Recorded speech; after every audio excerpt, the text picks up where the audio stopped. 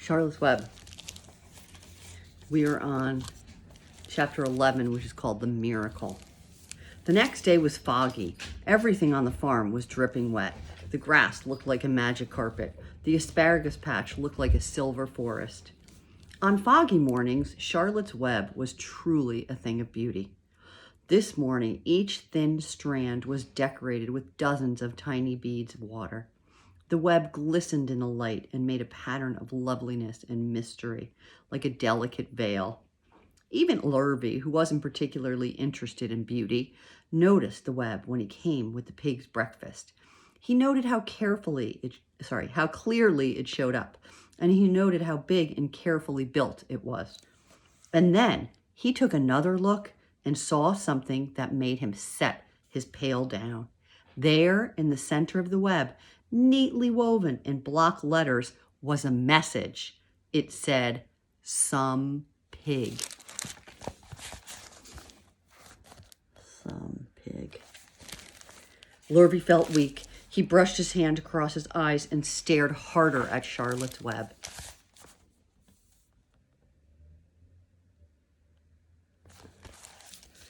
I'm seeing things," he whispered. He dropped to his knees and uttered a short prayer. Then, forgetting all about Wilbur's breakfast, he walked back to the house and called Mr. Zuckerman. "I think you better come down to the pig pen," Lurvy said. "What's the trouble?" asked Mr. Zuckerman. "Anything wrong with the pig?" "Not exactly," said Lurvy. "Come and see for yourself." The two men walked silently down to Wilbur's yard, and Lurvy pointed to the spider's web. "Do you see what I see?" Zuckerman stared at the writing on the web. Then he murmured the words, "Some pig." Then he looked at Lurvy. Then they both began to tremble. Charlotte, sleepy after her night's exertions, smiled as she watched. Wilbur came and stood directly under the web. "Some pig," muttered Lurvy in a low voice.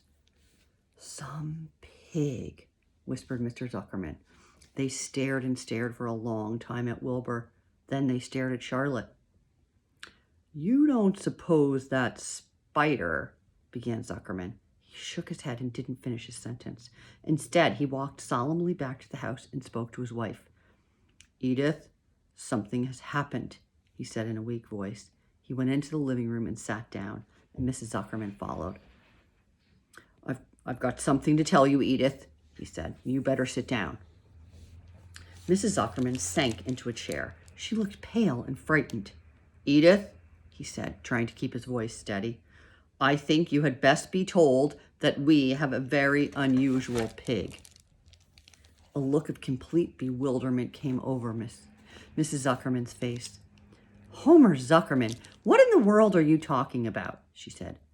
"This is a very serious thing, Edith," he replied. "Our pig is completely out of the ordinary." "What's unusual about the pig?" asked Mrs. Zuckerman, who was beginning to recover from her scare.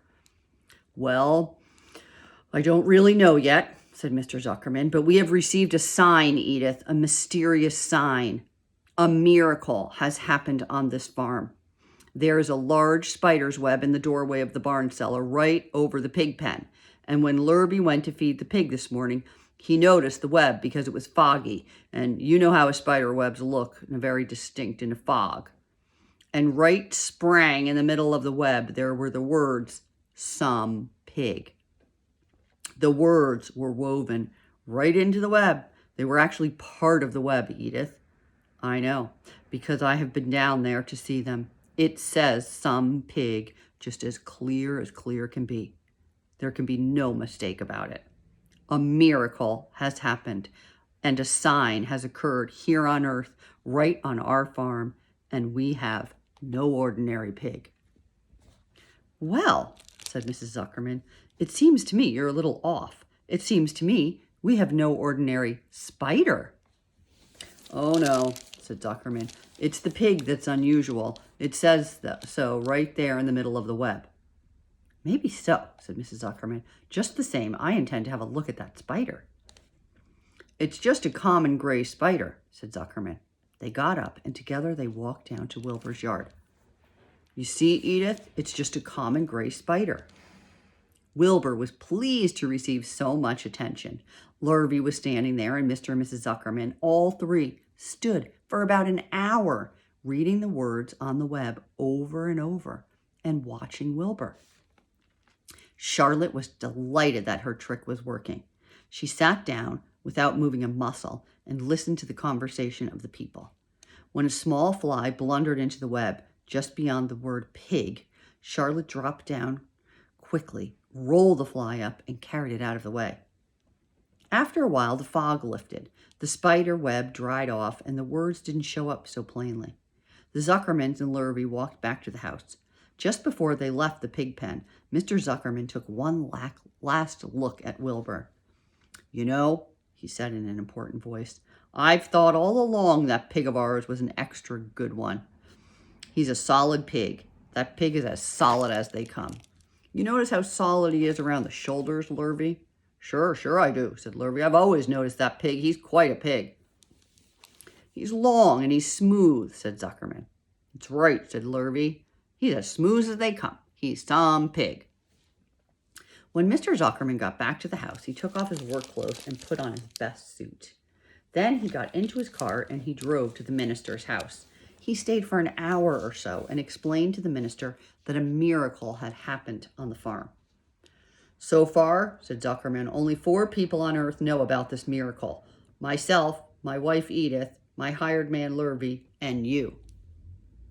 "Don't tell anybody else," said the minister. "We don't know what it means yet, but perhaps if I give thought to it, I can explain it in my sermon next Sunday. There can be no doubt that you have a most unusual pig. I intend to speak about it in my sermon and point out the fact that in this community, we have been visited with a wondrous animal. By the way, does the pig have a name?" "Why, yes," said Mr. Zuckerman. "My little niece calls him Wilbur. She's rather a strange child, full of notions. She raised the pig on a bottle, and I bought him from her when he was a month old." He shook hands with the minister and left. Secrets are hard to keep. Long before Sunday came, the news spread all over the county. Everybody knew that a sign had appeared in a spider's web on the Zuckerman's place. Everybody knew that the Zuckermans had a wondrous pig. People came from miles around to look at Wilbur and to read the words on Charlotte's web. The Zuckerman's driveway was full of cars and trucks from morning until night. Fords and Chevys and Buick Roadmasters and GMC pickups and Plymouths and Studebakers and Packards and DeSotos. Oldsmobiles with rocket engines and Jeeps, station wagons, and Pontiacs.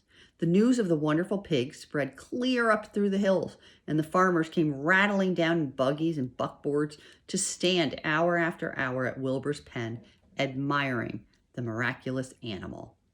All said they had never seen such a pig before in their lives. When Fern told her mother that Avery had tried to hit the Zuckerman spider with a stick, Mrs. Arabelle was so shocked that she sent Avery to bed without any supper as a punishment. In the days that followed, Mr. Zuckerman was so busy entertaining visitors that he neglected his farm work. He wore his good clothes all the time now, got right into them when he woke up in the morning. Mrs. Zuckerman prepared special meals for Wilbur. Lurvy shaved and got a haircut, and his principal farm duty was to feed the pig while people looked on. Mr. Zuckerman ordered Lurvy to increase Wilbur's feeding from 3 meals a day to 4 meals a day.